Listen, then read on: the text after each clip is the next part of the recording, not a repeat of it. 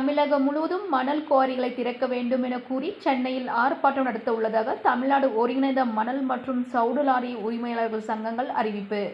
தமிழ்நாடு ஒருங்கிணைந்த மணல் மற்றும் சவுடு லாரி உரிமையாளர்கள் சங்கத்தின் சார்பாக சென்னை சேப்பாக்கத்தில் உள்ள பத்திரிகையாளர் மன்றத்தில் சங்கங்களின் ஒருங்கிணைப்பாளர் யுவராஜ் தலைமையில் சந்திப்பு நடைபெற்றது.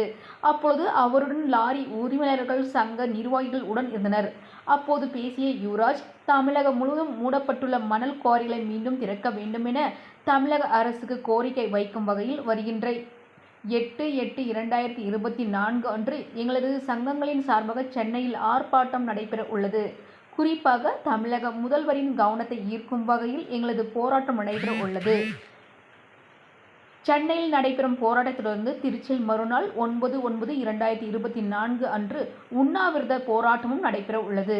கனிம வளங்கள் மூலம் 25,000 கோடி ரூபாய் வருமானம் உள்ள நிலையில் மணல் குவாரிகளை திறப்பதன் மூலம் தமிழக அரசுக்கு வருமானம் கிடைக்கும். டாஸ்மாக் கடைகளுக்கு அதிகாரிகளை நியமித்து ஒருங்கிணைப்பு செய்யும் தமிழக அரசு அதேபோல் மணல் குவாரிகளுக்கும் அதிகாரிகளை நியமித்து ஒருங்கிணைப்பு செய்ய வேண்டும் என கோரிக்கை வைத்தார். அதிகம் பாரம் ஏற்றும் குவாரிகள் மீது நடவடிக்கை எடுக்க வேண்டுமே தவிர அதனை ஏற்றி வரும் வாகனங்களின் மீது நடவடிக்கை எடுக்கக்கூடாது என்ற கோரிக்கையும் அவர் முன் வைத்தார். நீர்வளத்துறை முன் அரசு உடனடியாக மணல் குவாரிகளை திறக்க வேண்டும். ஏன்னா சுற்றுச்சூழல் பாதிப்பு ஏற்படாத வகையிலே திறக்க வேண்டும். இது இல்லாத அரசு இதனால் ஒரு ஆண்டுக்கு 25,000 கோடி ரூபாய் வரும்.